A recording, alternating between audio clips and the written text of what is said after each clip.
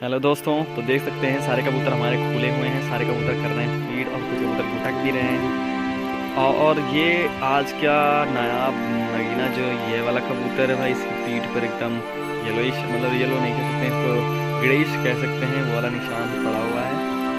और ये वाला हम सेल भी कर रहे हैं और शौक के लिए भी है। और ये फेंडल का भी देख सकते हैं, फेंडल ये वाला सेल के लिए नहीं है, शौक के लिए केवल है भाई। आपको अगर वीडियो पसंद आती है तो वीडियो को लाइक कर दें, शेयर कर दें, प्लीज़ चैनल को जरूर सब्सक्राइब कर लें। मिलते हैं दूसरी वीडियो में।